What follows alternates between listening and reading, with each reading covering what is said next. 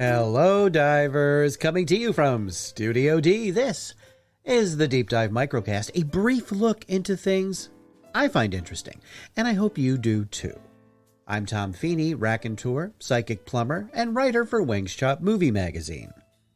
This is a companion series of the Deep Dive podcast where myself and my co-host Manda look at some of the more interesting offerings available on streaming media services. This edition of the Deep Dive Microcast delves into the history of Comedy Central.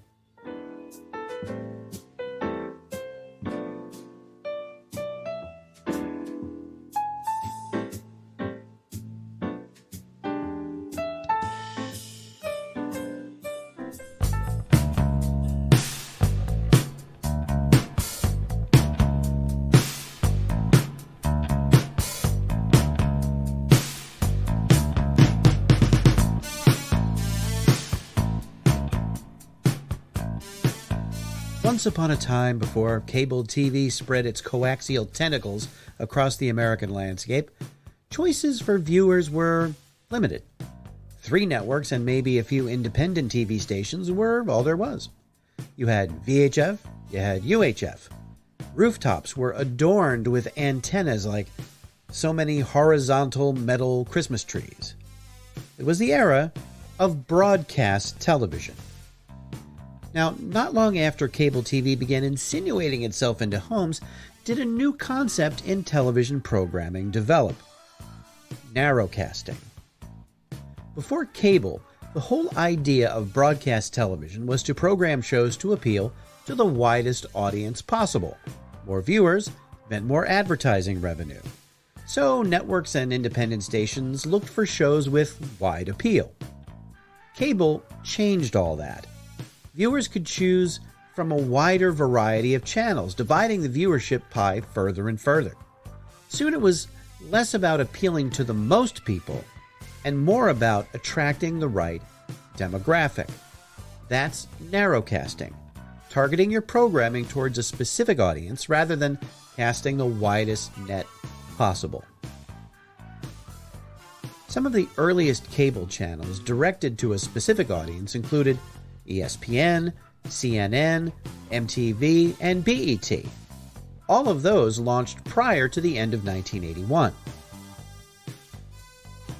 With the success of those early cable channels, there came an explosion of new offerings. The Disney Channel, Lifetime, the Weather Channel, Discovery, Home Shopping Network, to name just a few. If there was a demographic to target, you better believe there were plans for a cable channel to cater to that group. With those plans came competition. CNN had early rivals like the Satellite News Channel and the All News Channel. Neither succeeded. MTV was the first of many all-music cable channels that included the Cable Music Channel, Much Music, The Box, and many, many others. It was inevitable that there would come a channel that would focus on the funny, a comedy-themed cable network. And that, of course, was Comedy Central, right? Nope. Before The Daily Show, before South Park, before Key and Peele, there were not one, but 2 competing cable comedy channels. Neither one was Comedy Central. On November 15, 1989, the first cable network devoted to comedic content debuted. It was called, simply enough, the Comedy Channel.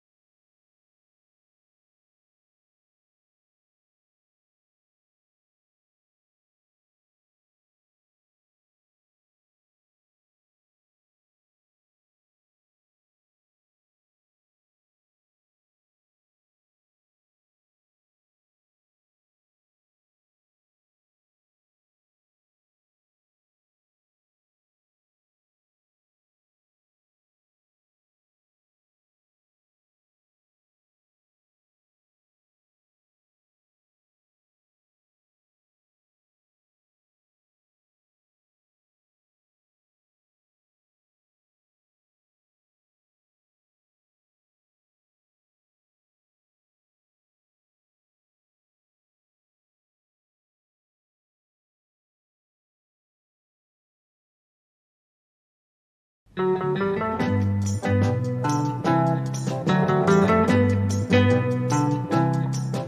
Comedy Channel was owned by HBO and featured an 8-hour block combining movie clips, classic comedy shows, and original programming. That 8-hour block was repeated 3 times every day. Original shows included short attention span theater, a parody of ESPN called Sports Monster, and perhaps its most famous program. We're sending cheesy movies, the worst we can find. You'll have to sit and watch them all, then the monitor is mine. Now keep in mind, Joe can't control where the movies begin or end, because he used those special parts to make his robot friends.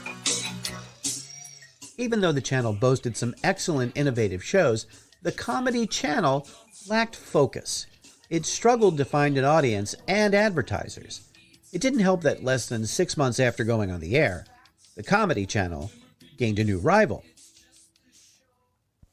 Before there was Ha, there was no 24-hour TV comedy network. Before there was Ha, it was hard to find comedy at 10 o'clock at night, mainly cop shows. There was no place to go for almost every show ever made by MTM.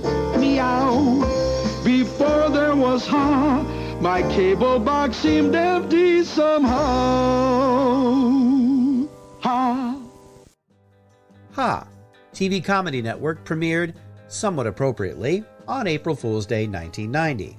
Ha! Was owned by MTV Networks and positioned itself as a more nostalgia-oriented channel, offering classic comedy shows going all the way back to the 1950s. The formula worked well with another MTV property, Nick at Night.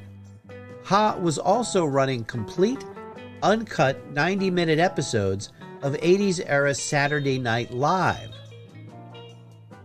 Now, neither of these channels still exist. In fact, neither lasted past 1991. So what happened? Well, many believe it was just a matter of 2 rival networks vying for the same audience, and the market simply couldn't support 2 comedy channels. Well, while that was partly true, there was more to it than that.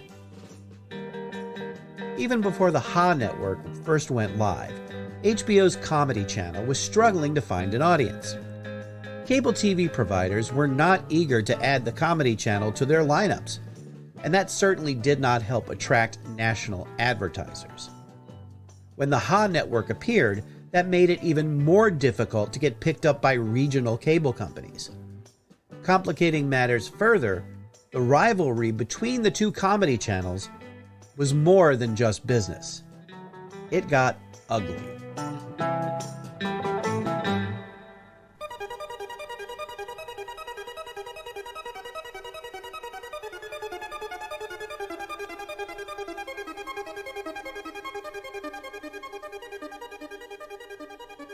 Seven months before HBO's Comedy Channel made its debut, its parent company, Time Incorporated, was hit with a $2.4 billion lawsuit. Sued by whom? Viacom, who owned MTV Networks. Viacom alleged that HBO and Time Incorporated were engaging in antitrust activities, namely using their influence to hurt Viacom's cable channels by tying up rights to popular movies. This was a bitter fight between 2 giant media companies. Some actually believe that Viacom's Ha Comedy Network was created just to hurt HBO's Comedy Channel. A comedy network created out of sheer spitefulness? That's pretty funny, actually. But if that was indeed the plan, it backfired. Sort of. Neither channel was doing well.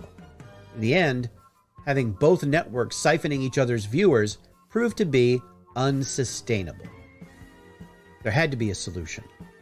The question was, could 2 rival companies, locked in a bitter lawsuit, figure out a way out of the mess that they themselves created? So have you heard the one about the 2 cable TV channels getting together to share the jokes? Well, Ha and the Comedy Channel merged on April Fool's Day. No kidding. The marriage between the two channels has produced CTV, the Comedy Network, which combines Ha's collection of classic comedy shows and the Comedy Channel's original programming, including Comics Only, Random Acts of Variety, and London Underground. Then there's short attention span theater, a combination of movie clips, stand-up routines, and comedy news. CTV's version of Entertainment Tonight. That is a lie. We never saw that show. That? We never saw that show. I don't know who John Tesh is. Yes, the two shall become one. The Ha Comedy Network and the Comedy Channel were going to merge. Now, if you listen carefully to that segment from Entertainment Tonight I just played, you might have noticed they didn't mention the words Comedy Central. When the merged channels went live on, again, April Fool's Day, it was called CTV, the Comedy Network. And again, not the most creative name. Exactly 3 months later, it was changed to Comedy Central.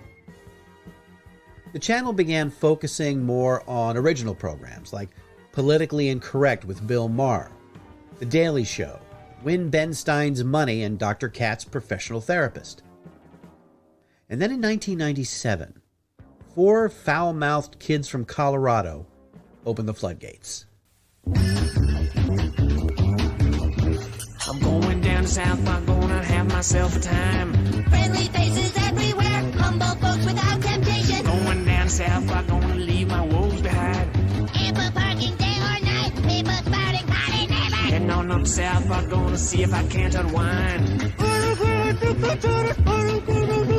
So come on down to South Park and meet some friends of mine.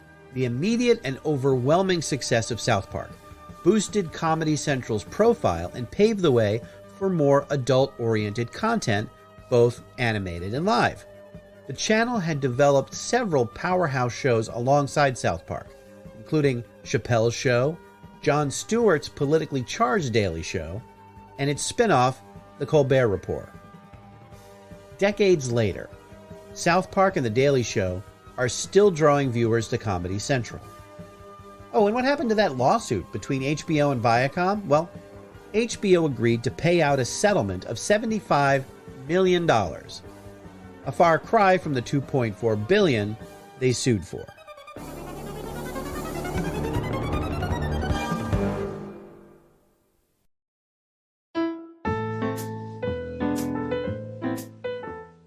Thanks for listening. If this is the first time you've heard this podcast, check out our past episodes and subscribe so you don't miss a single one. And we'd love to hear from you. Drop us a line at the Deep Dive Podcast at gmail.com or on our Facebook, Instagram, or Twitter feeds. And check out our website, thedeepdivepodcast.com. All clips used in the Deep Dive Microcast are meant for educational purposes only and not to infringe on existing copyrights. The Deep Dive Lounge theme was arranged and performed by Robert Acorn, based on the original composition by Ryan Blaney. The Deep Dive Microcast is a production of Automaton Studios.